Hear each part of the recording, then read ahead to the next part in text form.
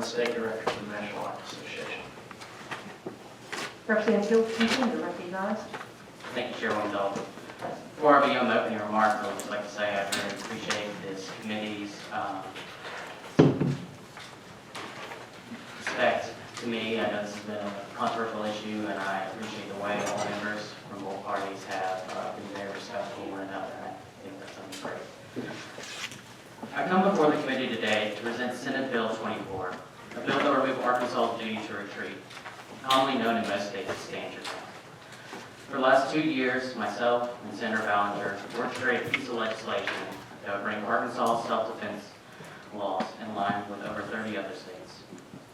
We worked with the Arkansas Prosecutors Association, Sheriff's Association, and Chief of Police to create a bill that we feel adequately gives Arkansans the ability to defend themselves and at the same time takes into consideration law enforcement's concerns.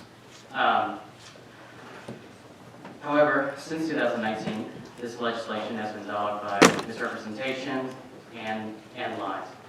However, what is clear is a majority of voters in Arkansas see through this and want this piece of legislation.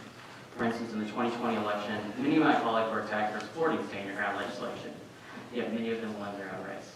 While the lone Republican who voted against stand your ground legislation went on to lose his seat. Voters in Arkansas want this bill. But before we vote on this piece of legislation and fulfill our promise to the voters, let me explain what this bill is and what it's not. I've heard it called the Kill at Will bill, the License to Kill, and by even some, the legalization of murder in the state of Arkansas. I would say this: when those who oppose you have to lie, it's because the truth is not on their side. So what is the truth in regards to stand your ground? The truth is, we're moving the needle slightly in Arkansas to allow someone to defend themselves if they find out they're in a dangerous situation and they have to use lethal force to survive. However, a person defending himself and others must follow certain criteria. Having a right to be present when the encounter is coming, not currently committing any crimes, and not being the aggressor in that situation.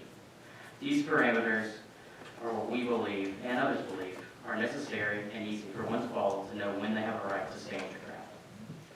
However, I'd like to address some of the egregious claims that have been made by the opposition to this bill.